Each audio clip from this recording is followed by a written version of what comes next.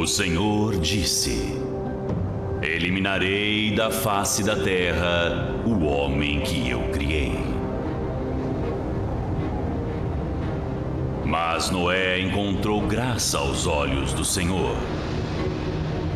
Deus disse: eis que vou fazer cair o dilúvio sobre a terra, para exterminar toda a vida embaixo do céu.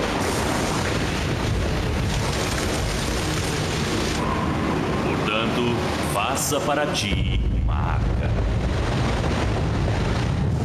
De tudo o que vive, de cada espécie de animais, farás entrar na arca 2, macho e fêmea. Poucas pessoas nunca ouviram falar da história de Noé, da arca e do dilúvio. Para muitos, é uma fábula espetacular. Para cerca de 4 bilhões de seguidores do judaísmo, cristianismo e islamismo, é o pilar de sua fé. Para alguns, a história é literalmente verdadeira.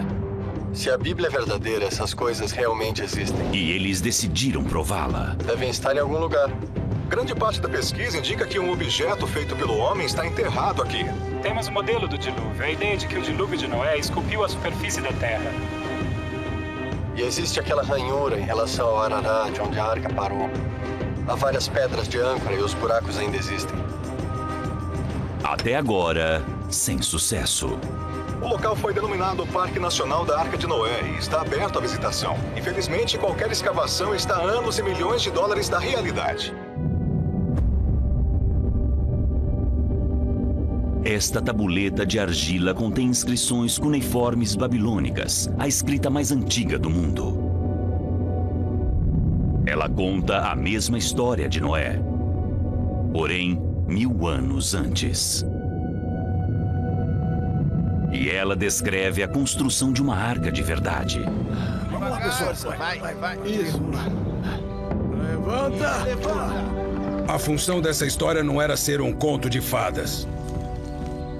Nós temos um conjunto de números e medidas que são reais, porque são baseados na ideia da construção de um barco de verdade. Uma equipe de arqueólogos e engenheiros está se preparando para trazer esta arca de volta à vida. Existe aquela ponte entre a mitologia e a realidade, e será que vamos mesmo conseguir fazer com que isso dê certo? Este é o início de uma viagem extraordinária ao mundo perdido do Oriente Médio Antigo. Além de ser o local de nascimento da civilização, este é o local do nascimento das religiões, o mito do dilúvio. Um mundo em que o apocalipse do dilúvio nunca esteve distante. Temos inundações que acabam com a infraestrutura de nossa civilização e tornam a sobrevivência impossível. As origens da lenda do dilúvio e da arca são reveladas nesta peça de argila babilônica. Este documento cuneiforme único mudou radicalmente a nossa compreensão de toda a história da arca. E além de nos levar à criação de Noé, também nos leva principalmente às bases da Bíblia propriamente dita. Reconstruindo a Arca de Noé.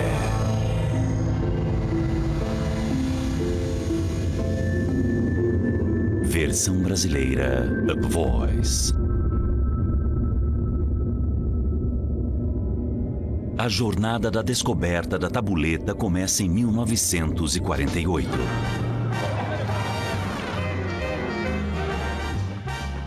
Leonard Simmons, um oficial da RAF que servia no Egito, um dia foi a um mercado e saiu de lá com um pedaço de argila, com aparência muito interessante. Ele estava coberto com inscrições estranhas. Ele o levou para casa e o deixou guardado em um baú durante 40 anos. Enquanto isso, no norte de Londres, o homem que desvendaria seu segredo crescia com uma ambição incomum.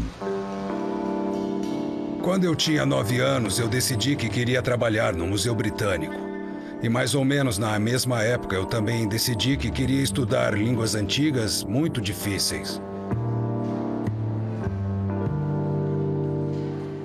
Eu queria aprender a língua egípcia. Quando eu cheguei na universidade, com o meu livro de gramática embaixo do braço, tivemos apenas uma aula com um egiptólogo que morreu no dia seguinte.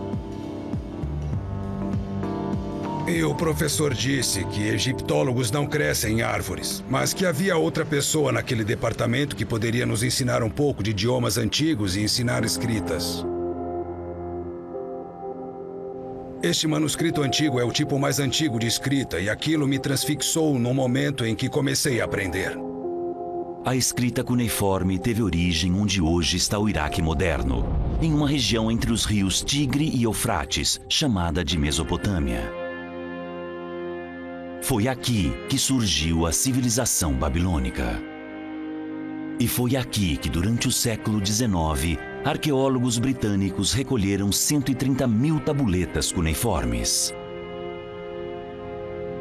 Elas se tornaram o foco da profissão dos sonhos de Irving no Museu Britânico, realizando sua ambição de infância. Então, um dia em 1985, um homem entrou nestas galerias cheias de pessoas carregando uma sacola de plástico. O nome dele era Douglas Simmons e ele trouxe algumas das relíquias de seu pai para ver se eles se interessavam. Ele formou uma coleção de peças e pedaços de antiguidades de países diferentes, um pouco de coisas chinesas, um pouco de coisas egípcias e uma tabuleta cuneiforme. Esta tabuleta cuneiforme, esta é a aparência da tabuleta. Nada de excepcional. Até que começamos a lê-la. Eu dei uma olhada nela e, para minha surpresa, percebi já nas primeiras linhas que ali estava mais uma versão da história do dilúvio. Vai haver um dilúvio que vai destruir o mundo. Além disso, os deuses escolhem um ser humano para ser um herói, como Noé. E esse personagem tinha que construir uma arca, um barco, para colocar todas as formas de vida dentro. Resistir às águas para que tudo pudesse começar de novo. Datada de 1750 a.C., a tabuleta conta uma versão babilônica da história de Noé que é pelo menos 1000 anos mais antiga que qualquer outra versão na Bíblia. Muitos estudiosos concordam que era mais que uma coincidência. Existe aqui uma semelhança completa, um número de pontos muito específicos de semelhança, o que sugere a todos que estudam isso que não é apenas uma associação aleatória. Farás entrar na arca 2 de cada uma das criaturas vivas. Os animais selvagens de 2 em 2 entrarão no barco. 7 dias a partir de agora vou mandar chuva para a terra. No 7º dia veio uma tempestade, um dilúvio e um massacre. Existem paralelos extraordinários e próximos da história da inundação mesopotâmica. Existem vários. Depois que as águas baixaram, o herói liberou 3 ou 4 pássaros. Noé abriu uma janela e enviou um corvo, e depois enviou uma pomba. Eu abri uma janela, soltei uma pomba e eu soltei um corvo. E quando clarear e for seguro deixar a arca, o herói oferecerá um sacrifício ao deus ou deuses que o salvaram. Noé queimou oferendas. O Senhor sentiu o suave aroma. Eu fiz o sacrifício e os deuses sentiram a fragrância. Eu acho que, em geral, nós concordamos que existe um empréstimo aqui e que não há outra maneira de explicar a história em Gênesis a não ser com um empréstimo. Existem outras 9 tabuletas no mundo que confirmam as origens babilônicas da história. Mas a tabuleta de Irving é a primeira prova significativa em 100 anos. E ela contém novas informações explosivas. De fato, as descobertas de Irving são tão extraordinárias que ele submeteu a superfície fraturada da tabuleta a um exame máximo. No Centro Internacional de Produção da Warwick University, eles estão usando uma análise normalmente reservada para engenharia de precisão, para transformar a tabuleta em um modelo em 3D digital perfeito, que vai permitir que Irving reexamine cada palavra em detalhes forense minúsculos. Eu nunca a tinha visto assim antes. É provável que eu seja a pessoa que mais esteve frente a frente com tabuletas com escritas cuneiformes no mundo. Mas como ferramenta para decifração, esse processo é extraordinário. As primeiras linhas estabelecem o cenário. Essa linha aqui é o nome do herói da inundação, como Noé. Este é Atrahasis. Então, o nome é Atrahasis. Um dia ele cuidava de seus afazeres e de repente veio uma mensagem dos céus. Os deuses iriam obliterar a raça humana através de uma inundação e lhes mandam construir um barco para salvar a vida. Até aí, era igual a Noé. Mas então vem a arca. Nessa linha aqui, o Deus diz: Elepa Taipachu, o barco que você vai construir. Etsert, desenhe-o. Etsert Kipatim, como a forma de um círculo. O leitor que encontra essa mensagem fica simplesmente boquiaberto, mas conforme você esquadrinha este roteiro estranho, sílaba por sílaba, não dá para negar que essa ideia era de um barco redondo. Significa que a arca babilônica original, na qual a história toda de Noé está baseada, era um coracle gigantesco.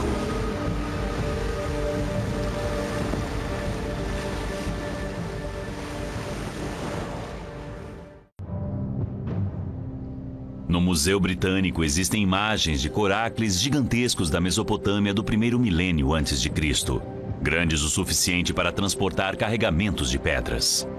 Será que eles também carregaram pessoas e animais em uma inundação? Supõe-se que seja literatura e supõe-se que seja mitologia, mas se formos mais adiante na tabuleta, descobrimos especificações detalhadas sobre como construir essa coisa. A tabuleta descreve os componentes básicos. Vigas e suportes de madeira para estrutura, um casco feito de corda de fibra vegetal e betume para impermeabilização, tudo colocado com precisão matemática detalhada. As quantidades se revelaram em proporção ao tamanho da embarcação.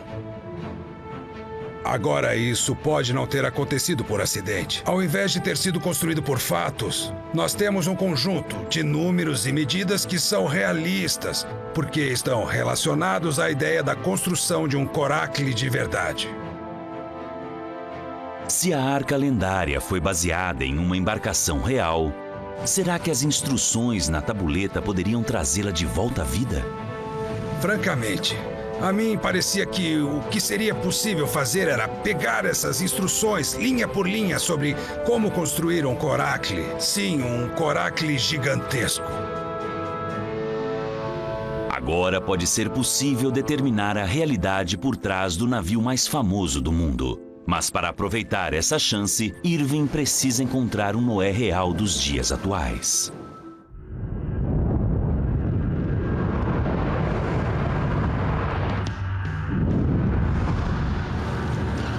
O sul do Iraque é fortemente guardado por causa de seus campos de petróleo. Uma das áreas mais perigosas para um estrangeiro viajar. Possivelmente, o lugar menos provável para se encontrar um historiador marítimo. Mas o Dr. Eric Staples assumiu o desafio de Irving e analisou as instruções em sua tabuleta para a construção de uma arca de verdade. Quando eu vi falar da possibilidade desse projeto, eu ri. Construir um protótipo de uma arca, potencialmente com reflexos no mito de Noé, acho que é uma lenda, não é algo que consideraríamos uma averiguação histórica. Mas uma das coisas interessantes sobre o texto é o nível de detalhes, que sugere um núcleo de verdade, uma orientação concreta com informações reais sobre a construção do barco que não é lenda. Mas o texto é apenas o ponto de partida. Devagar, tem polícia. É como montar um quebra-cabeça sem ter todas as peças. E tentar ter uma ideia de como a gente vai conseguir montar o barco e criar um projeto. Ponto de passagem, ponto de passagem. Abaixa as câmeras, eles não gostam de câmeras.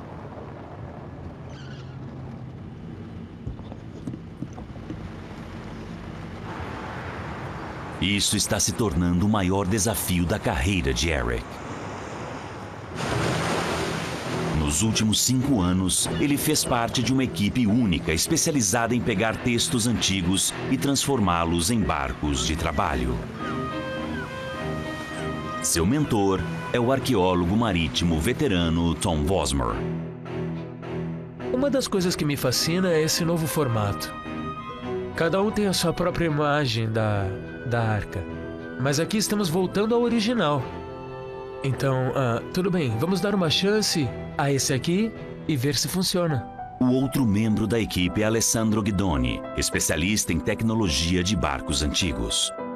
Foi Alessandro que pegou a tradução da tabuleta de Irving e converteu as medidas babilônicas. De cara, isso revelou um problema: o tamanho da arca. 60 metros. Só de madeira. Seria 1,5 milhão de quilos de madeira. É muita madeira. Provavelmente toda a madeira disponível no Iraque. Estamos falando de 2.300 toneladas. Sem o junco. Mais alguma coisa? E a corda? Alô, é o Eric, como vai? Estou aqui, ok. A questão principal que temos são as dimensões. O tamanho da embarcação parece extraordinário, quase impossível. Ok. A coisa mais importante é que vocês não entrem em pânico. Porque sei que esses números parecem gigantescos por natureza, mas a coisa que é realmente significativa é que eles são provenientes da prática de construção de barcos. Então o que temos aqui é uma embarcação de verdade, que teve o seu tamanho exagerado por licença artística ou para impressionar as pessoas. Mas a questão principal é que é uma embarcação de verdade. É exatamente o que eu acho. Mas a questão é, até onde podemos ir? Qual é o tamanho máximo que um coracle pode ter, afinal? Minha sugestão é que vocês peguem os dados matemáticos, que não são dados, e talvez possam colocá-los em uma régua de cálculo ou computador e descobrir a maior versão deste modelo, usando os mesmos materiais e o mesmo sistema que seriam sustentáveis em uma embarcação, mas que de qualquer maneira represente a ideia babilônica. Acho que consegue. Mas o tamanho não é o único problema. Por um lado, talvez temos a descrição mais técnica da arca que temos. Mas ela também é bastante vaga em outros níveis. A tabuleta descreve o formato e lista os materiais, mas ela não diz como montá-la. Eles precisam de mais do que o que a tabuleta de Irving oferece. E é por isso que Eric está no Iraque. Ele descobriu um filme antigo do Iraque nos anos 30 que mostra coracles grandes chamados de gufas, usados como embarcações de transporte. Temos provas de que ainda existem alguns em um museu. Houve uma reforma aqui recentemente, então o gufa, de certa forma, ainda é uma boa ferramenta.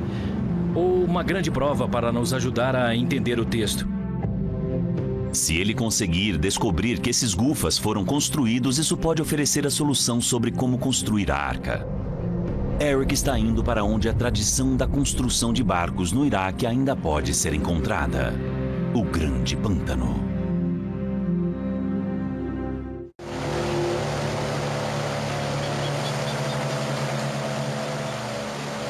Hoje, restam apenas 2.000 quilômetros quadrados da selva antiga que já ocupou muitos milhares de quilômetros. Mas, de acordo com Irving Finkel, este mundo de juncos e água é onde nasceu a lenda da arca. Imagine o Deus invocando esses juncos e imagine os juncos no vento, assim ecoando as palavras.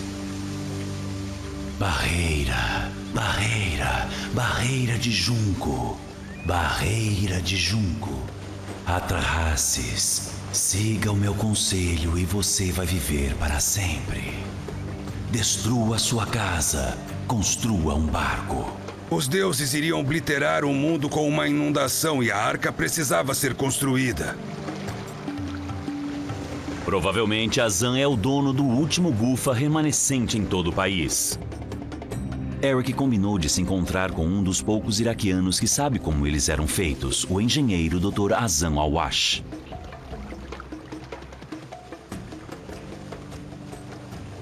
Provavelmente Azan seja o dono do último Gufa remanescente em todo o país. Oi. Olá, como é que tá? A única ligação física de Eric com a arca. Bem, como é que vai? Bem, bem. Então este é o nosso Gufa. Este é o Gufa. Maravilhoso. Lugar para 2 homens. É a versão esportiva. Sim, é o Gufa de 2 lugares. Maravilhoso. A construção deste Gufa começou com uma trama circular. São anéis, sobre anéis, sobre anéis, unidos em um trançado com a técnica de tecelagem tradicional. O Gufa é basicamente um cesto de palha trançada com uma estrutura de madeira, impermeabilizada com uma camada grossa de betume, uma espécie de piche à base de óleo. Você acha que posso tentar? Claro, por que não? Tudo bem. Olha, um marinheiro nato. O Gufa é feito com os mesmos materiais descritos na tabuleta, mas muito longe de ser uma arca. Um barco desse tamanho, comparado com uma embarcação que estamos pensando em construir, obviamente vai ser diferente. É um grande desafio. O maior tem uma história completamente diferente. É bem fácil de se manter reta, não é? É. O manejo é bem fácil.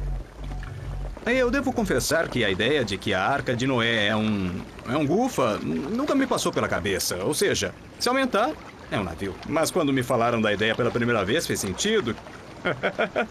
Quer saber? Por que não naquela época? Um barco redondo? Sim, eu consigo imaginar alguém tentando expandir os limites da tecnologia daquela época. Cuidado quando os barcos se aproximarem. Mas como se faz isso? O engenheiro dentro de mim está muito intrigado. Al-Azan tem de trabalhar com as palavras da tabuleta de Irving. Faça o esboço do barco que você vai fazer um projeto circular usando cordas e correias. Eu começaria com 30 vigas. E devem ser de madeira. É. Como vamos colocar todas juntas? É aí que entra a criatividade do engenheiro. É possível. Se pensar muito e bastante, ou seja, eu preciso pensar muito e bastante sobre como fazer isso, mas é possível sim.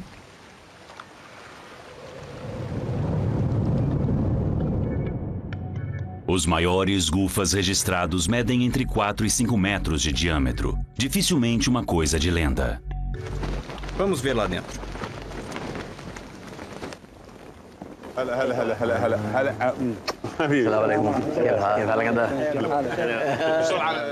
De novo, sou um simples engenheiro. Ando pensando sobre isso. Imagine um Gufa de tamanho normal com 3, 4 metros de diâmetro. Ok, os limites da tecnologia daquele tempo, abordagem modular, a gente junta tudo e constrói um Gufa grande. Se eu fosse o engenheiro responsável, seria assim que eu desenharia. Não, este na verdade é um método bem genial. O problema é que o texto, as instruções... As instruções? Infelizmente dizem que é um barco. Faça o barco que você vai construir com um projeto circular, desde que o comprimento e a largura sejam iguais. Diâmetro então certo, é isso, sim, é um isso círculo mesmo, basicamente. Eric sabe que ele precisa construir um barco circular único grande o suficiente para salvar pessoas e animais em uma inundação. Mas você está dizendo aqui que vai medir 10, 15 metros? 10, 12 metros, né? Então a estrutura vai ser construída primeiro.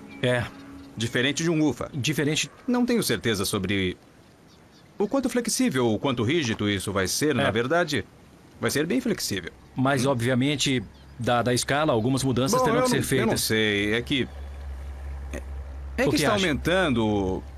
É que está aumentando o conhecimento que temos. É por isso que chamamos isso de arqueologia experimental. Modular, meu caro, modular. Você vai acabar desistindo. Sim. Eric deixa o Iraque depois de descobrir como se constrói um Gufa tradicional, que não é grande o suficiente para ser uma arca. Eu falei com Azan sobre a possibilidade de construir um Gufa, mas do tamanho grande. Obviamente não se trata apenas de construir um Gufa modesto. Há questões importantes de engenharia, de estruturas envolvidas nisso. A tabuleta de Irving não diz como resolver esses problemas de engenharia. Se os babilônios realmente construíram corácles gigantescos, eles devem ter descoberto como. Mas por enquanto, Eric e sua equipe estão no escuro.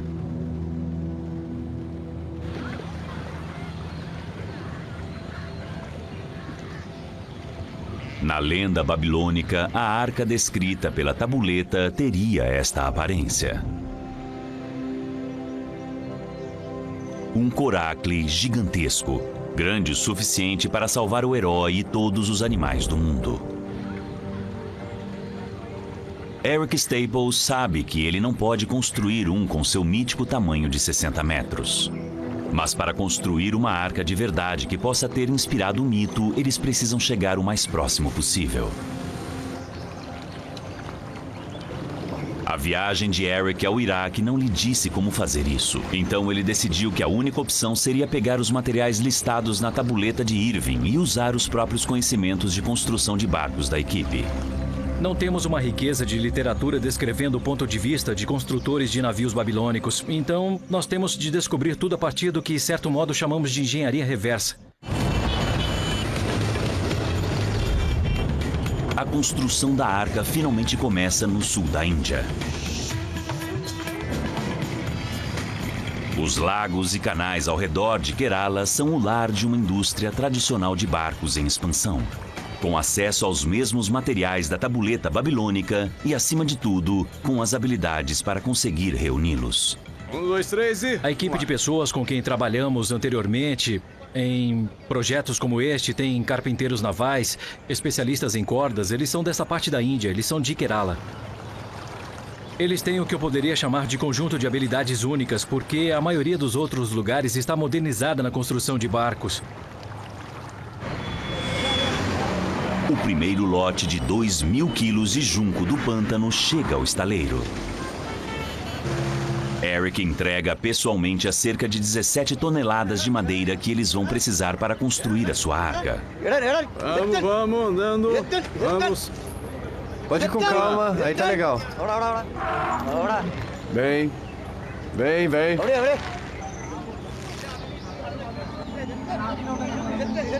Com 12 metros de diâmetro, este vai ser o maior coracle já construído nos tempos modernos.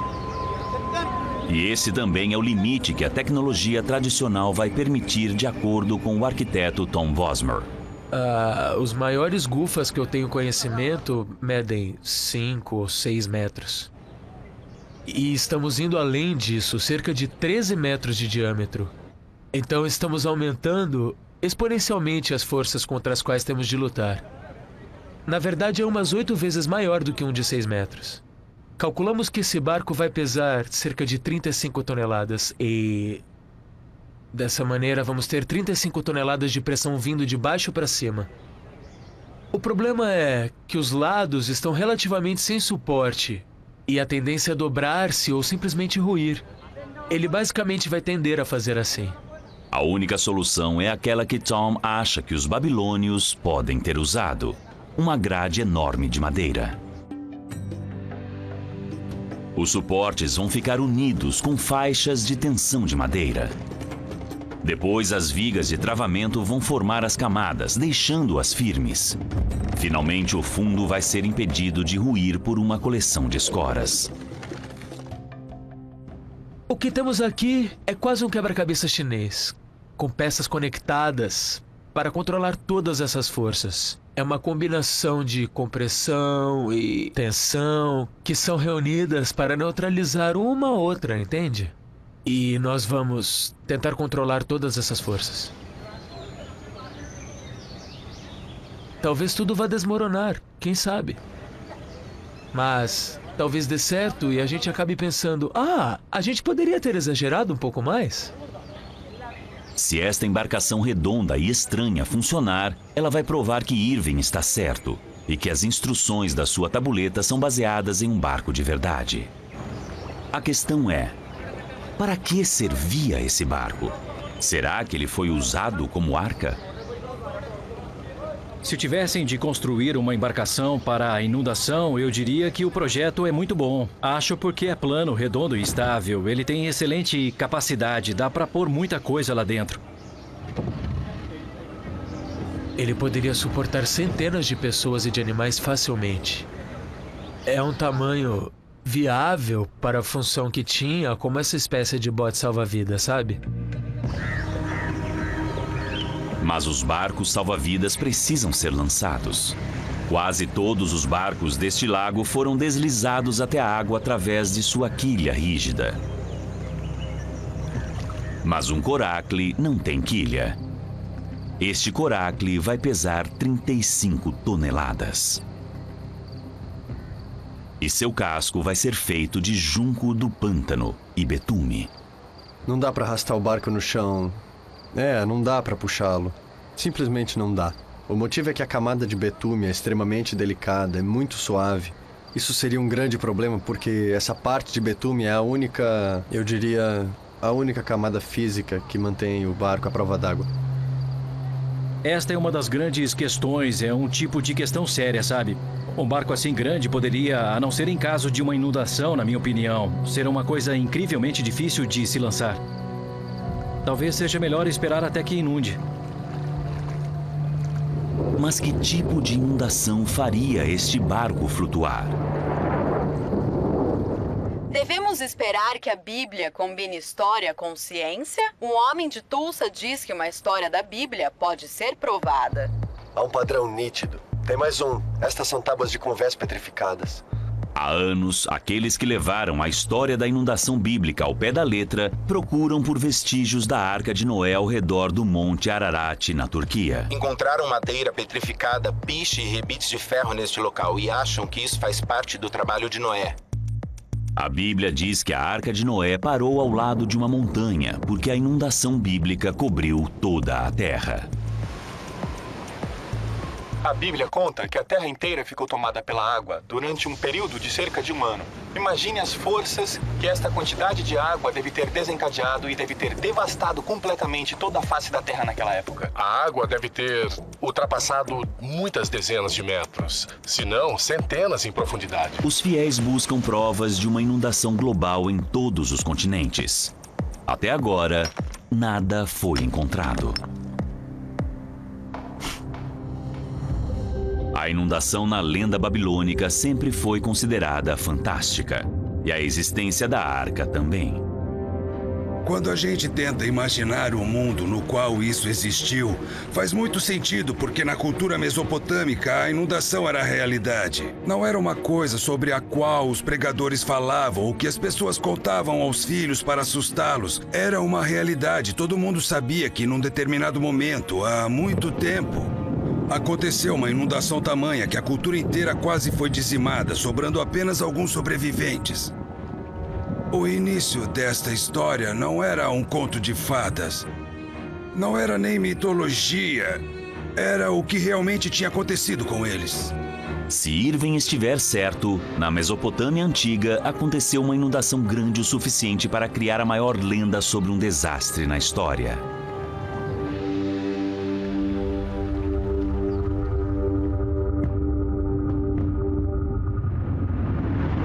A aparência do clima mudou. O deus Haddad fez sua chuva cair. O deus Anzu estava rasgando o céu com suas garras. A inundação urrava como um touro, como um grito selvagem. Os ventos uivavam. A lenda da inundação babilônica descreve um grandioso dilúvio catastrófico, muito parecido com a história de Noé. Mas ao contrário de Noé, a história babilônica acontece em um mundo real. Este era o centro deste mundo. Coração do primeiro império, do Império Sumério e depois Babilônico. A cidade antiga de Ur. Ur está localizada no deserto iraquiano a 30 quilômetros da fronteira com o grande pântano onde Eric foi procurar vestígios da arca e onde se diz que a lenda da inundação babilônica aconteceu. Evidências mostram que cerca de 4.500 anos atrás, o Golfo Pérsico entrava cerca de 250 quilômetros terra adentro, colocando Ur no litoral, cercada pelo delta de rios e pântanos. Era esta posição única que fazia com que Ur prosperasse.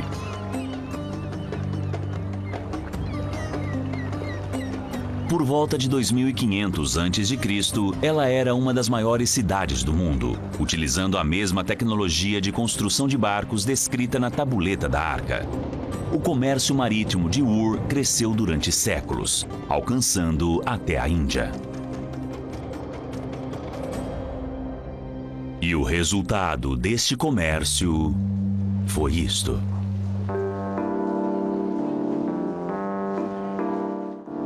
No Museu Britânico existem tesouros escavados em Ur nos anos 1920 e 30. São vestígios de uma dinastia real inteira. Provas da riqueza e da sofisticação do Império Sumério, uma das civilizações urbanas mais antigas do mundo. O arqueólogo encarregado era Charles Leonard Woolley, e suas descobertas deslumbrantes lhe renderam a condição de cavalheiro.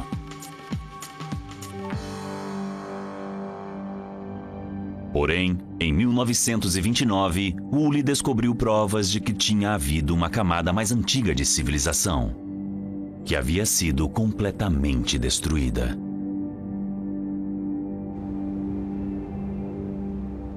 O cuidador em Ur é Daf Mushin. Seu avô trabalhava ao lado de Woolley no dia em que ele descobriu uma camada de lodo do rio, em lugares com quase 3 metros de espessura. Eles encontraram a camada em todas as direções do sítio. Aquilo significava uma grande inundação, e eles achavam que era a mesma inundação de Noé, um homem importante, um grande profeta daquela época. Então, é claro, todos... O meu avô, os operários ao redor dele, todos se surpreenderam com aquela coisa. Datada de 3500 a.C., a camada de lodo de Woolley era a prova de uma inundação cataclísmica.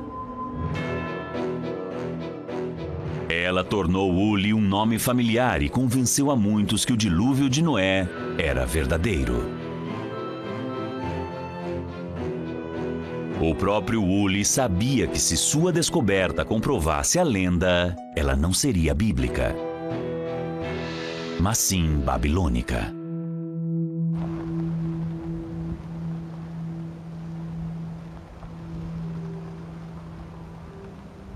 O único problema com a inundação de Woolley é que ela cobria apenas alguns quilômetros quadrados.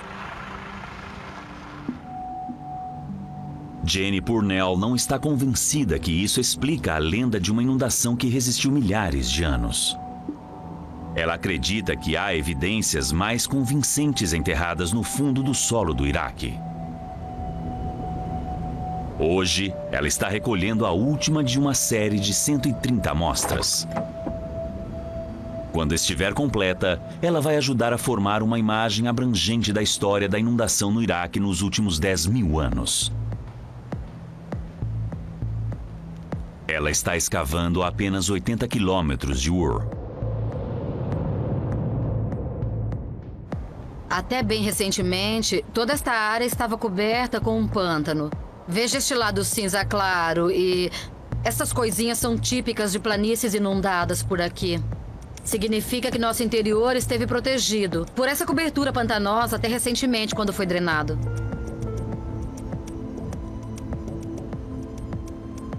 O pântano aqui está sendo drenado para exploração de petróleo. Esta é a última chance de Jenny de conseguir terra não contaminada essencial para a datação precisa. Este núcleo deve ser a referência de dados para todas as outras amostras. Uhul! 1 metro de terra primordial iraquiana. Acho que isso foi em 1973, quando este pântano foi drenado. E isso deve ser do ano 2000 a.C., por volta da época em que a tabuleta da Arca foi escrita. Será que o tubo de terra de Jenny finalmente vai revelar a verdade por trás da inundação?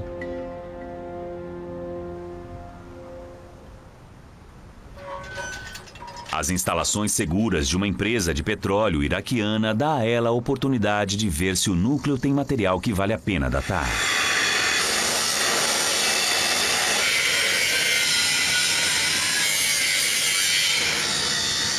Se houver evidências da inundação, ela vai conseguir datar com precisão, e isso vai ajudá-la a organizar todos os seus dados.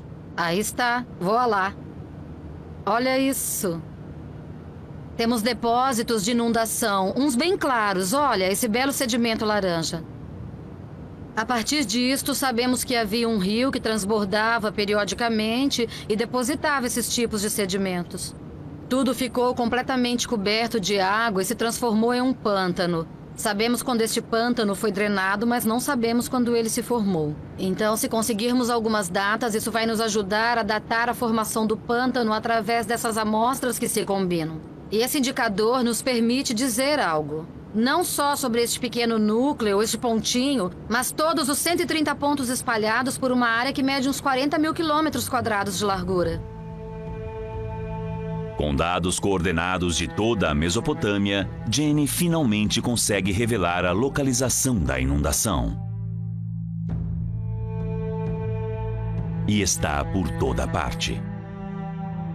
Todos os anos temos 2 inundações, uma na primavera e outra no outono. Mas como qualquer rio, o Tigre, o Eufrates também tem super inundações a cada 10 anos, cada 100 anos, cada 1000 anos.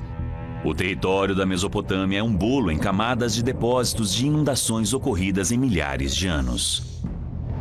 A inundação de Uli, em Ur, foi em 3500 a.C.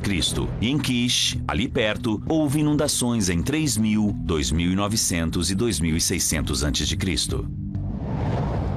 Inundações em Uruk, em Shuruppak, em Charax-Pasinu e Bagdá. A lista é longa. Praticamente toda pessoa que viveu ali passou por uma inundação. Todo mundo. Seria possível perguntar a qualquer um, lembra da inundação? E a pessoa responderia, ah, claro. É claro que ela lembraria de uma inundação diferente da sua ou da minha, mas não importa, porque todos estavam muito próximos das inundações. Esse é o poder do mito do dilúvio nessa parte do mundo. Parece que no final das contas a lenda da inundação não nasceu em um único grande apocalipse, mas em séculos de dilúvios. Uma das minhas missões paralelas durante minha pesquisa é colocar uma estaca no coração do vampiro, ok? Não houve uma inundação. Houve milhões de inundações, milhares de inundações, centenas delas. Sei que posso estar sendo redundante com isso, mas escolho um número muito maior que 1. Existiram inundações em todas as aldeias, vilas e em todas as cidadezinhas ou grandes cidades, em toda a parte no sul do Iraque durante um período de 5.000 anos. Segundo Jenny, foram as cidades que mais sofreram. Ironicamente, ao tentarem se proteger da inundação. Obviamente, nas cidades não queremos que a água invada a porta dentro de nossas casas. A gente começa a canalizar, fazendo barreiras. Tentamos controlar as inundações. A gente põe coisas nos diques, represas e canais que cortam a cidade. Mais cedo ou mais tarde, uma inundação grande vai descer por aqueles canais.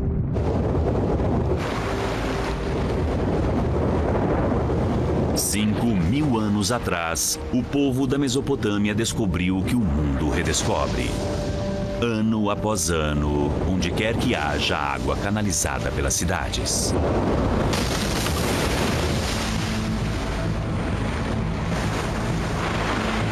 Isso cria o que chamamos de sistemas frágeis. É quando elas funcionam bem, funcionam muito bem, mas vem uma grande inundação e ela destrói os sistemas de irrigação e inunda cidades, inunda os campos.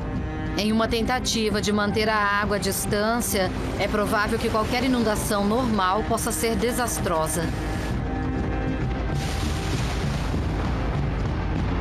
Todos na Mesopotâmia Antiga viveram com esta ameaça.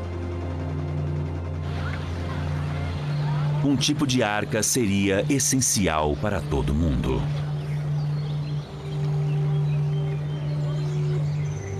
Barcos circulares eram comuns, mas será que alguém construiu um grande o bastante para inspirar a lenda da arca?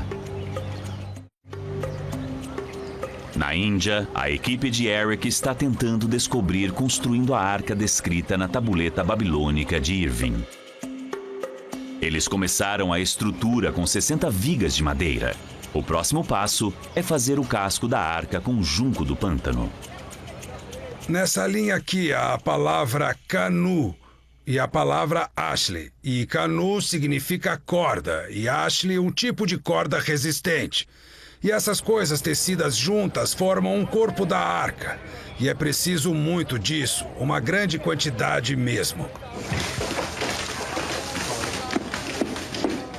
Aqui vai ser a base, o centro da arca. Esse aqui é o ponto de partida do casco da embarcação. Este é só o começo, apenas 1 metro, meio metro, mas nós temos mais de 1,5 km até a finalização do barco. Temos este pequeno espiral que depois começa a se desenvolver e vamos ter uma espiral gigantesca que continua crescendo e cada vez que fica um pouco mais largo, fica cada vez mais longo e maior. Mas a ideia é que a gente consiga gradualmente criar algo que se pareça com um cesto gigante ou um gufa gigantesco.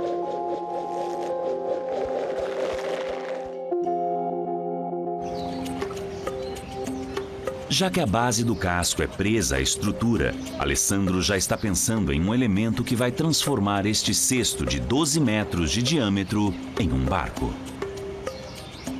A próxima questão crucial é a aplicação do betume, que é o material mais apropriado para a impermeabilização que se possa imaginar. E os babilônios sempre faziam uso dele. Isso aqui é um símbolo para betume.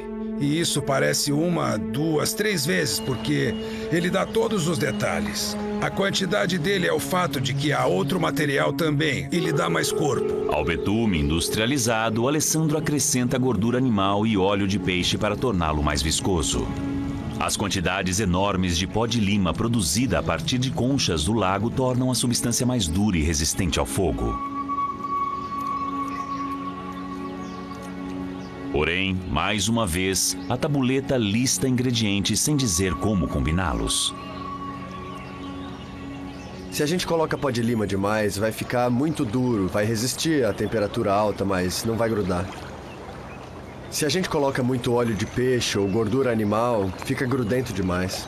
Está ficando mais denso, mas vai derreter sob o sol. Ficou bom. Esta aqui é uma amostra do betume que fizemos há algumas semanas e que vamos usar na embarcação. Eu estou bem confiante, espero que funcione bem. Posso dizer que sim.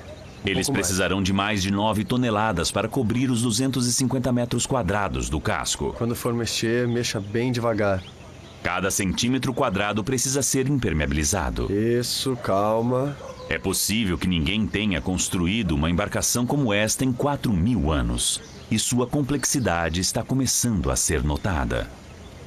Como é que nós vamos navegar com esse barco? Como vamos levá-lo ao ponto A, ao ponto B?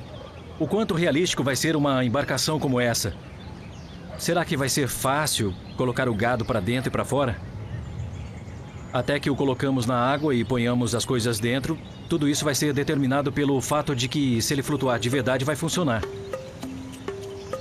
A possibilidade de que uma arca deste tamanho foi realmente construída provoca uma questão intrigante.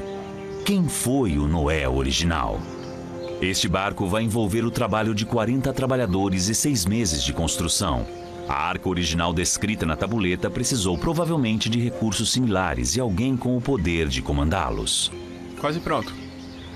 Acho que, se você for uma pessoa poderosa, se for alguém em que as pessoas confiam, a ideia de construir uma embarcação que pode salvar a comunidade, acho que é uma razão muito convincente para se construir algo assim. Porque você mostra às pessoas que vai conseguir tomar conta delas caso aconteça uma inundação. E isso acaba aumentando o seu poder e a sua condição ao mesmo tempo. Esta pode ser a realidade da história da inundação babilônica que vai ser revivida. Uma arca construída para um mundo de inundações reais e catastróficas. Vai, ajuda aqui. Vai. Aqui. Isso. Pode até não ter existido um Noé babilônico.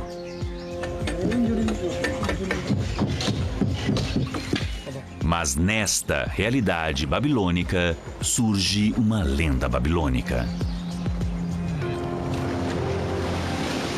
De alguma forma, esta se tornou a história de Noé que todos conhecemos hoje. O conto bíblico de um homem correto e sua família salvando 2 representantes de cada animal vivente na Terra de um apocalipse global. Que é a punição do Deus dos judeus para os pecados humanos. Como essa transformação extraordinária aconteceu?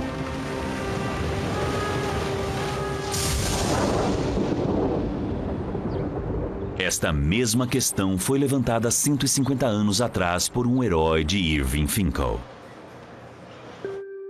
chamado George Smith. Smith foi o pioneiro na tradução das milhares tabuletas de argila do Museu Britânico. Em 1872, ele descobriu a primeira prova de um Noé babilônico.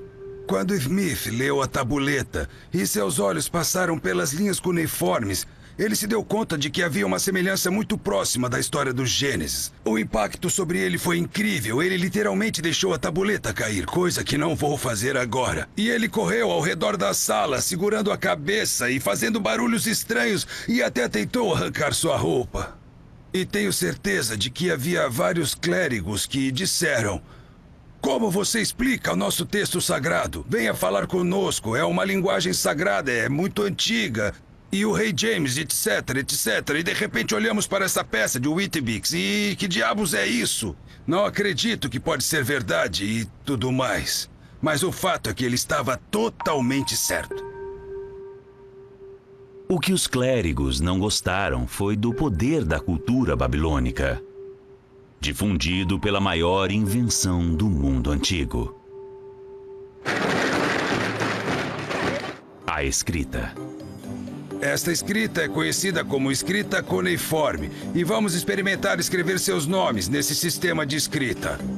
A escrita cuneiforme tem sido a profissão de Irving, além de sua paixão duradoura há mais de 40 anos. Ele normalmente dá aulas a crianças em idade escolar no Museu Britânico. Vou fazer todos vocês se tornarem estudantes da Babilônia.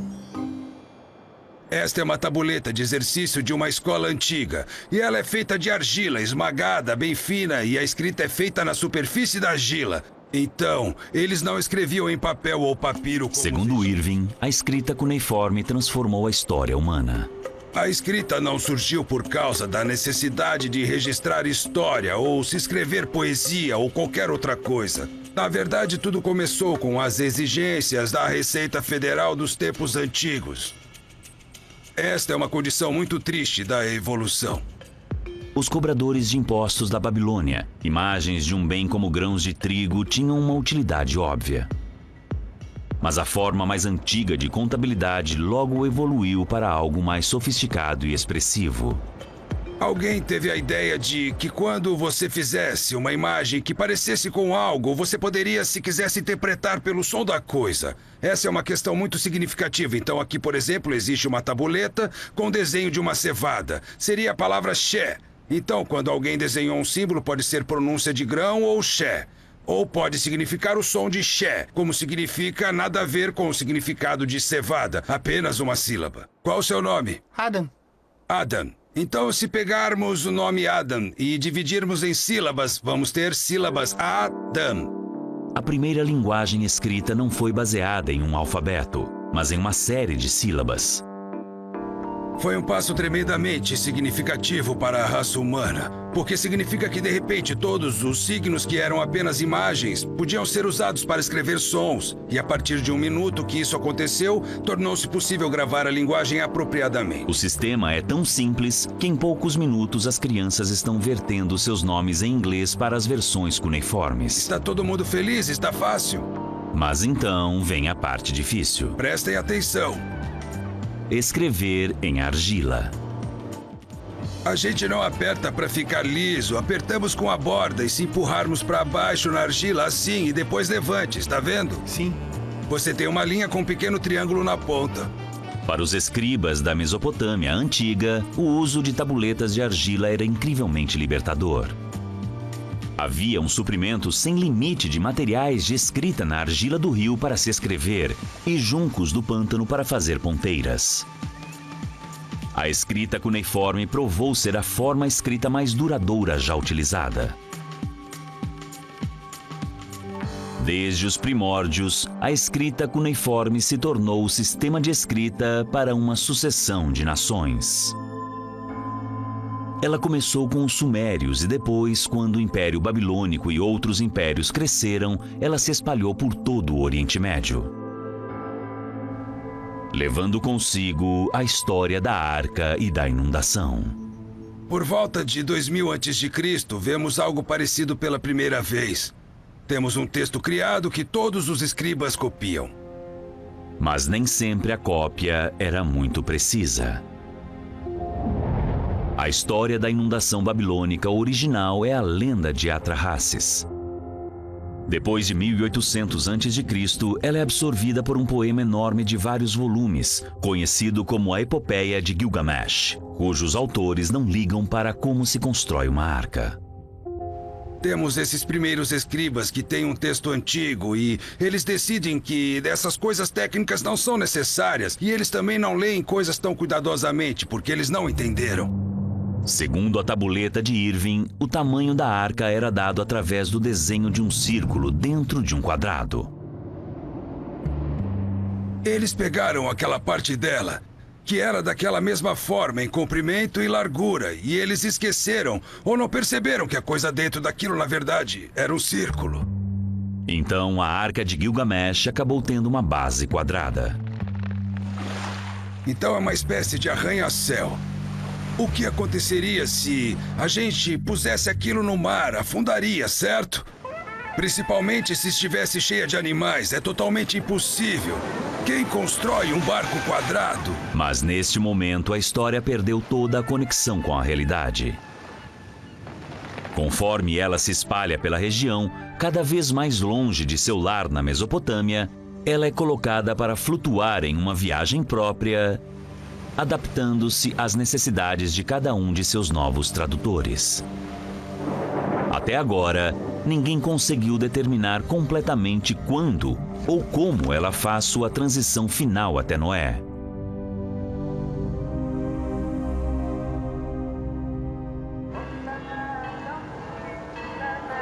A resposta para esta questão é aquela da qual muitas pessoas fogem.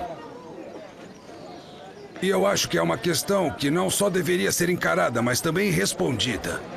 Como muitos estudiosos, Irving Finkel tem suas próprias ideias. Ele veio a Israel para ver um item de evidência histórica que ele nunca havia visto antes. Megiddo é literalmente um bolo com várias camadas de cidades antigas. A cidade agora revelada por escavações é do tempo de Salomão, ou seja, 1000 a.C. em diante. Um fragmento de uma tabuleta cuneiforme foi descoberto em Megiddo, em Israel. Datado de 1400 a.C., ela contém parte da Epopeia de Gilgamesh. Para muitos estudiosos, ela mostra claramente quando e como a história da inundação chegou pela primeira vez na Terra Santa. Mas para Irving Finkel, ela não consegue responder uma questão principal. Por que a história de um desastre babilônico se torna um conto ético na Bíblia? Há um problema interessante. Por que uma história como essa atingiria tamanho destaque e tamanha posição central? Irving veio a Jerusalém para explorar sua própria teoria da transmissão. Na minha opinião, só pode ser na Babilônia. E quando eles foram de Jerusalém para a Babilônia, eles encontraram essa história e foi daí que começou a fazer parte da sua cultura também. Como o povo judeu acabou chegando na Babilônia está registrado no primeiro grande desastre de sua longa e complicada história. O exílio babilônico.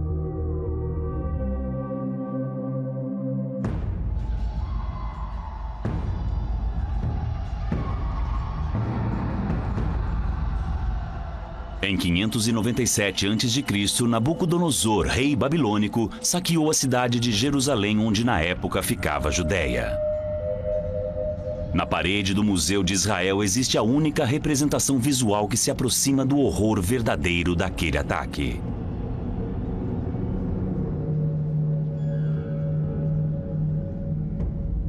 Temos aqui membros da infantaria, altamente treinados, batendo e torturando. 2 judeus infelizes que foram desnudados, e aí começa o processo de arrancar suas peles. Acho que é uma espécie de sinal de desaprovação.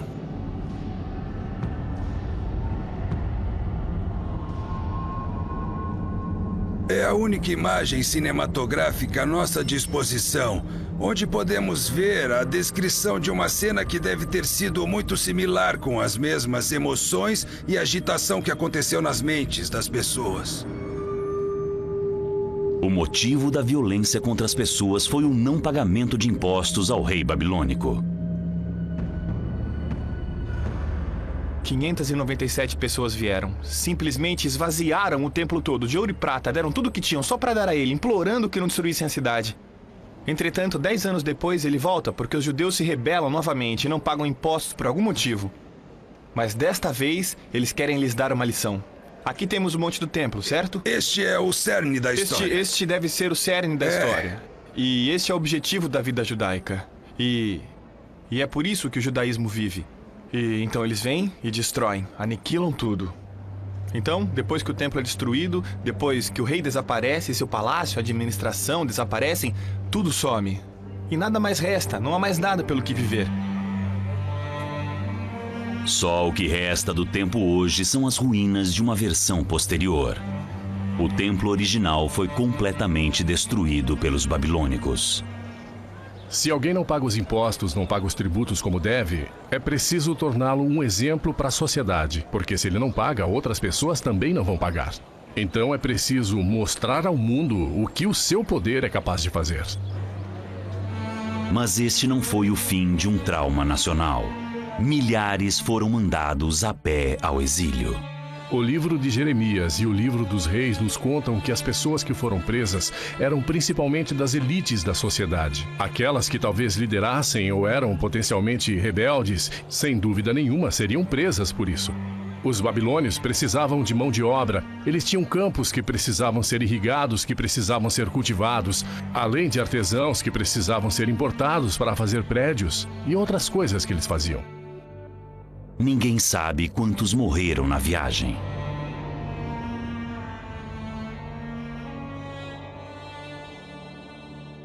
Provavelmente, para muitas pessoas, a sensação era de que aquilo era o fim do mundo conhecido.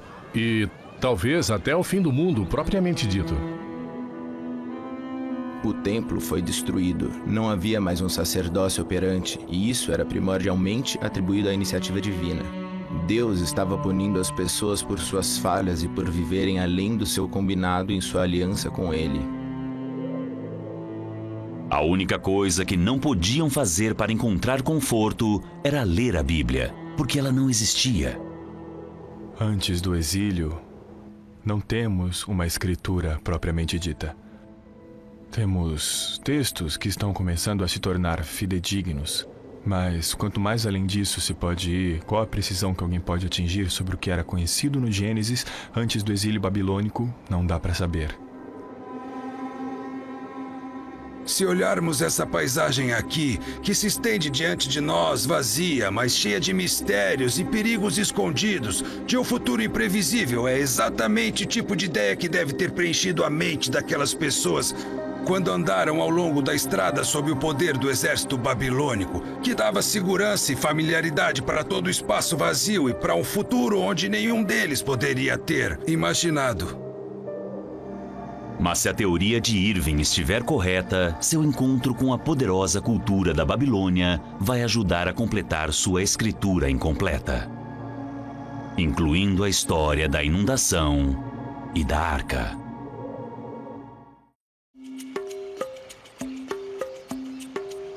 Na Índia, eles descobriram como vão lançá-la. Temos 2 trilhos passando embaixo da arca até a água. Então, em cima desses trilhos, vamos colocar os rolamentos. E em cima dos rolamentos, vamos colocar mais um conjunto de trilhos. E sobre esses trilhos, temos a plataforma de lançamento. E depois, em cima da plataforma, está a arca. Quando ela estiver pronta para partir, basicamente, vamos rolá-la para o lago. Eles construíram uma plataforma rígida de aço para levar a arca em sua jornada até o lago. Quando a estrutura combinada entrar na água, a estrutura de metal vai afundar, levando a arca de madeira e junco à sua flutuação. Não tenho bem certeza de como eles podem ter feito isso há 5.000 anos. Este é um desafio e tanto. Acho que a inundação é sem dúvida essencial para a arca, então quando chegar a grande inundação, ela ergue e vai. Mas não temos esse luxo, nem o tipo de ambiente, então vamos ter que encontrar uma solução diferente. Enquanto isso, a equipe de Alessandro começa a impermeabilização. Com a estrutura quase pronta e o método de lançamento acertado, eles precisam colocar a arca na água.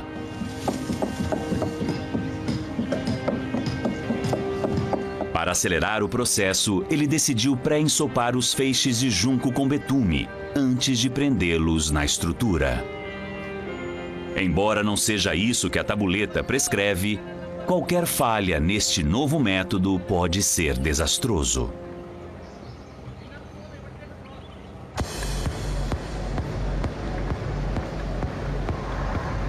Irving Finkel veio a Berlim em busca da Babilônia antiga. Foi lá que ele acredita que os exilados judeus encontraram a história da inundação e da arca.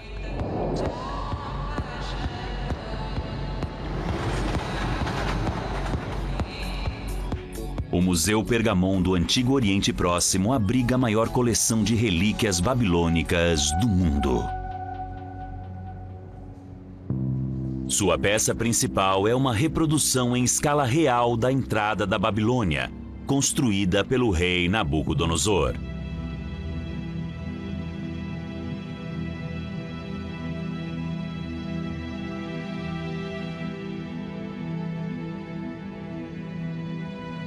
Traumatizados, derrotados e exaustos, os judeus teriam dado seus passos finais para o exílio através desse portal. Além dele, havia um mundo novo, mas que não seria de fato a prisão que eles temiam. A Babilônia era a cidade mais rica e cosmopolita daquela época, uma terra de oportunidades.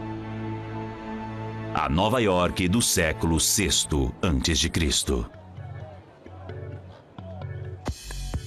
O nome Babilônia sempre invocou um mundo de incrível riqueza, poder e decadência. É uma imagem que começa com a Bíblia. E parece que as primeiras impressões foram feitas sobre o exílio dos judeus.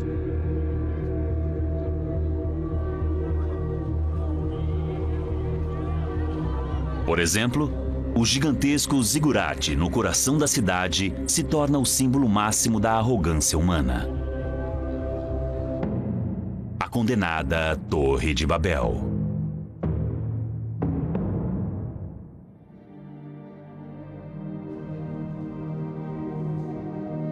Mesmo assim, existem provas de que a Babilônia tratou seus convidados muito bem, segundo a doutora Cornélia Unsch. As pessoas normais não foram mantidas em cativeiro. Elas se tornaram pessoas normais no país, mais especificamente no interior. Definitivamente, temos as famílias reunidas. Por exemplo, elas receberam terras e cultivaram a terra, construíram casas e se deram bastante bem por lá. Eles começaram a adotar a cultura dominante. Imagens do grande deus babilônico Marduk dominavam a cidade. E Marduk aparece em selos e cartões de visita de um judeu chamado Aricam. Temos aqui o próprio Arikam, em uma posição de adoração. Ou seja, ele está com a mão direita para cima, com a palma virada para o rosto. E uma espada na primeira posição, que é o símbolo do deus Marduk, o deus mais importante do panteão babilônico. Arikam não tinha problema em usar esse selo, e por outro lado, Arikam deu nomes hebraicos a esses 5 filhos, e usou o nome de Deus nos nomes deles. Então ele claramente se mostra como alguém de origem judaica, mas por outro lado, também como um típico homem de negócios babilônio. O que vemos é que eles pegaram elementos da cultura local muito rapidamente e começaram a usar nomes que codificam ideias religiosas babilônicas. Até onde foi essa assimilação? Irving Finkel acredita que isso tem a ver com as fundações da Bíblia. Olá. Oi, meu amigo. Ele está se encontrando com um amigo e colega do Museu de Berlim, Akin Matzan. Claro, subir, obrigado. Pode ir. Vamos. Juntos, eles reuniram uma coleção inédita de provas forenses. Eis aqui, finalmente, o tesouro famoso. Que revela uma reunião extraordinária de ligações entre a literatura babilônica e a escritura judaica. Essa é a famosa peça de Gilgamesh, vinda da terceira tabuleta. Muito obrigado. Obrigado mesmo.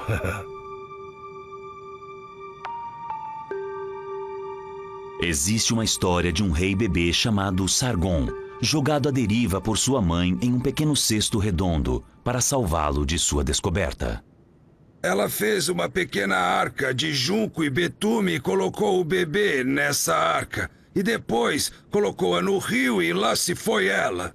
Esta é uma história que tem uma certa familiaridade com uma outra sobre o ponto de vista do livro do Êxodo, em que Moisés teve a mesma espécie de origem.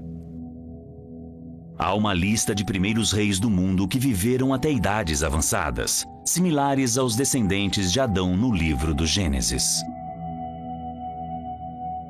E depois, temos a prova concreta de Irving. Provavelmente, a fonte babilônica da história de Noé. Mas o que interessa a Irving é que esta, como as outras, está escrita em uma tabuleta de escola. Naquela época, nas salas de aulas babilônicas, a história de Gilgamesh era indubitavelmente contada, e isso incluía a história da inundação, compondo o currículo. Podemos avançar um nível e indicar como isso pode ter afetado os judeus. Podemos se seguirmos o livro de Daniel.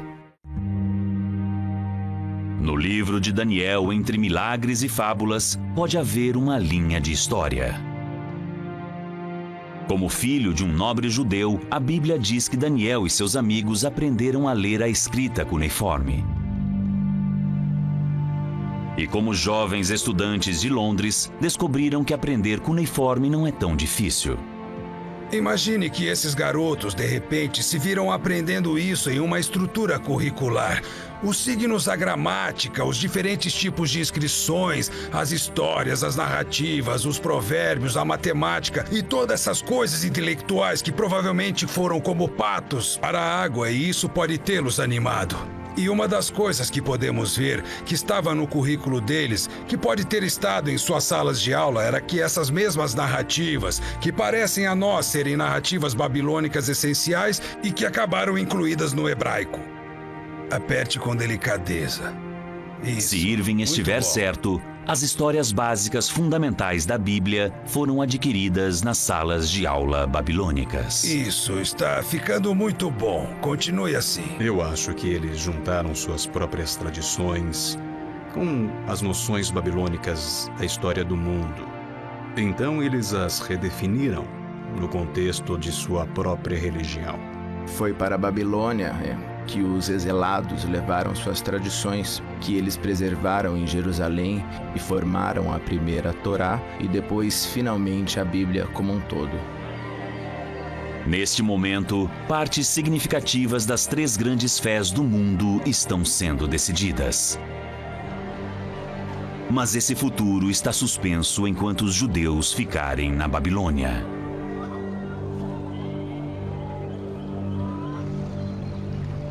Na Índia, o progresso da arca também está parado.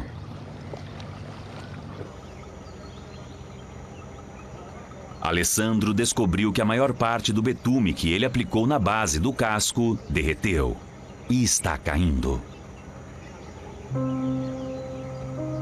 Está meio catastrófico nesse momento, principalmente para o lançamento. O betume sob pressão, e vamos ter muita pressão quando formos lançar o barco, pressão da água. Ele se torna ainda mais mole, mais plástico. Então, isso significa que a água pode ser impelida através das ranhuras e dos buracos, e assim vamos ter um vazamento bem grande. Faltam poucas semanas para o lançamento e a arca ainda não está impermeabilizada. Depois de chegar até aqui, o projeto todo pode ruir.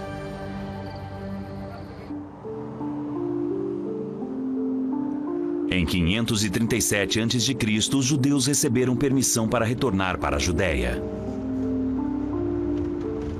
Eles começaram o trabalho de reconstrução de Israel antiga com um novo templo e uma única e simples escritura, a Bíblia.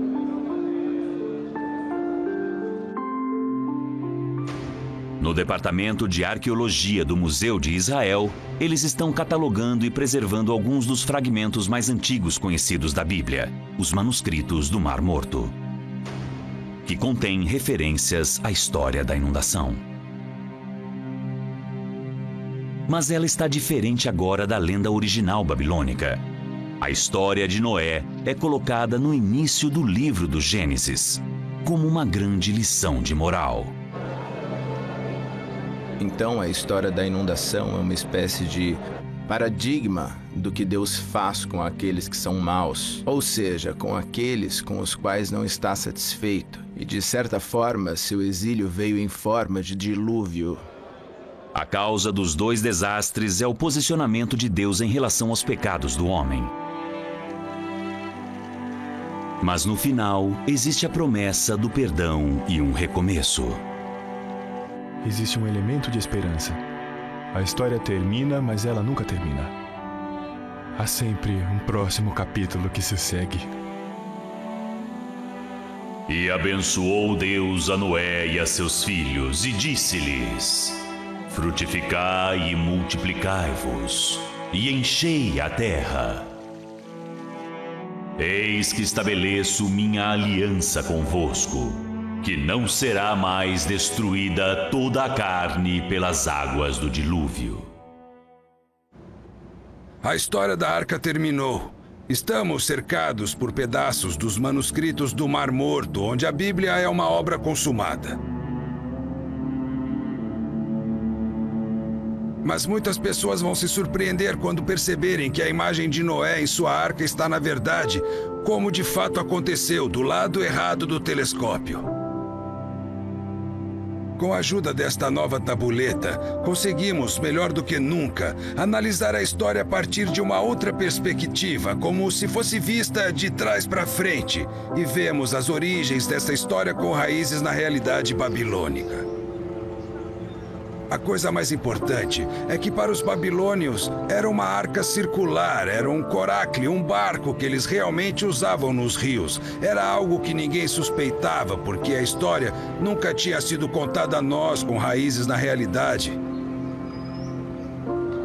Fizemos essa tradução, nós a entregamos aos engenheiros que imagino estejam construindo o barco na Índia. Então eu gostaria de ir e ver o que eles fizeram com a informação que eu lhes dei. Na Índia, a teoria de Irving de que a lenda foi baseada em uma embarcação real está prestes a ser posta à prova.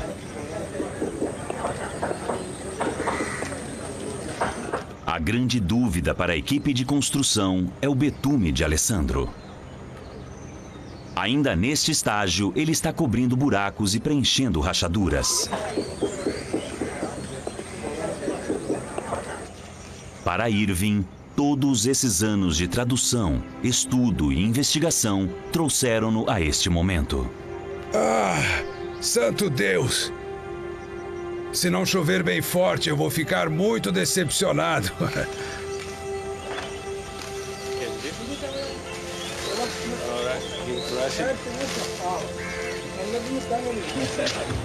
Prazer em vê-lo. Oi. Seja bem-vindo. Mal posso acreditar em meus olhos.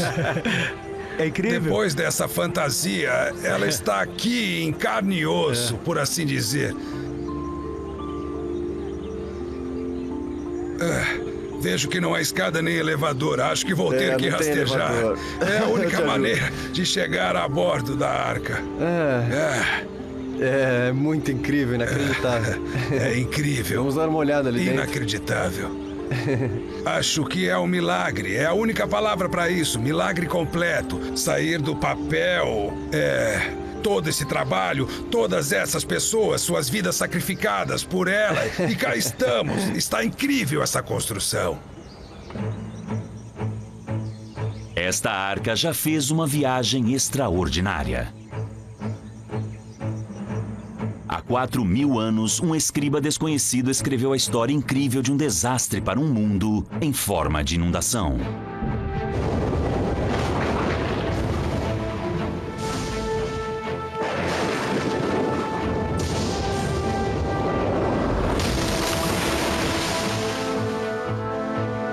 Imaginando uma arca, ele escolheu a única embarcação que ele conhecia.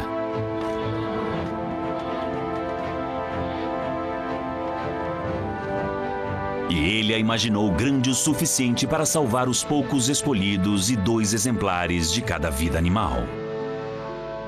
4.000 anos depois, uma sequência de coincidências extraordinárias trouxe esta história até o homem mais qualificado no mundo para decifrá-la: Irving Finkel.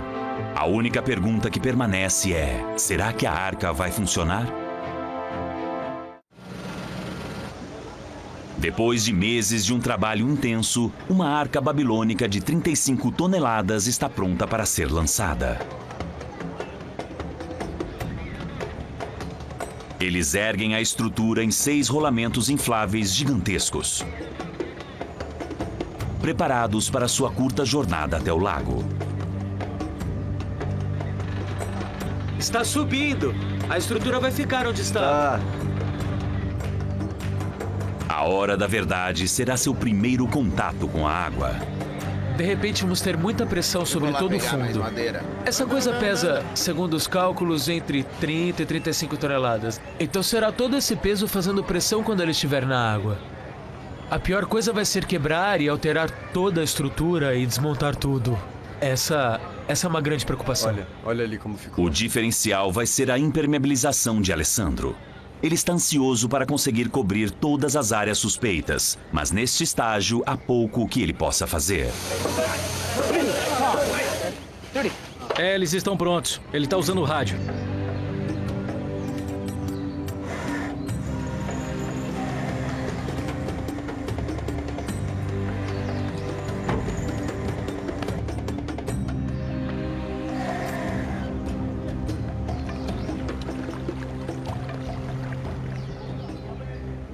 Com a arca na beira da água, a tripulação se prepara para assumir.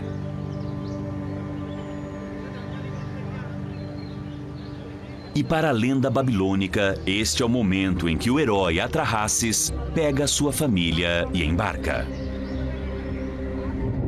Seguido por todos os animais da Babilônia, de 2 em 2. A arca verdadeira teria prioridades diferentes. Eles calcularam que esta embarcação conseguiria suportar toda a comunidade de pessoas com seus rebanhos embaixo de seus decks.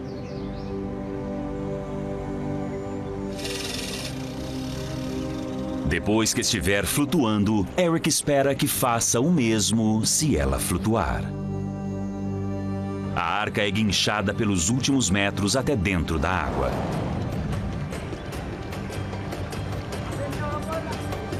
E o sistema de lançamento funciona perfeitamente até que... Para!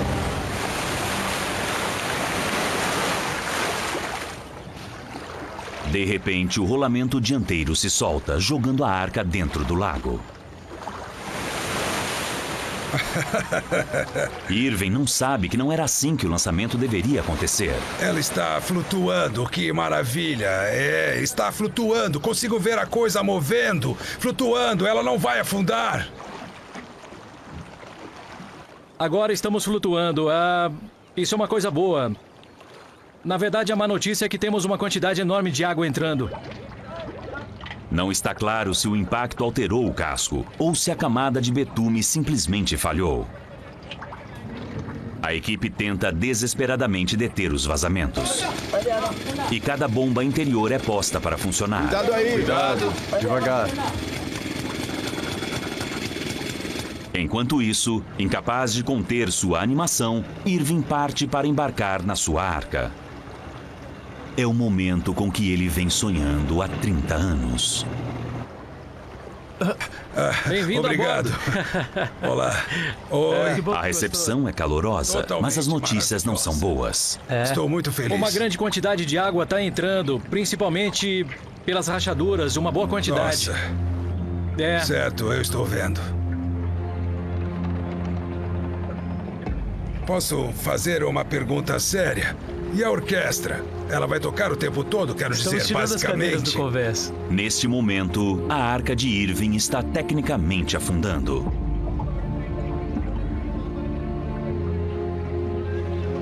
Todas as intenções de trazer os habitantes locais e seus animais a bordo são abandonadas. Mas eles têm uma última esperança. Uma gigantesca bomba flutuante é trazida para junto da arca.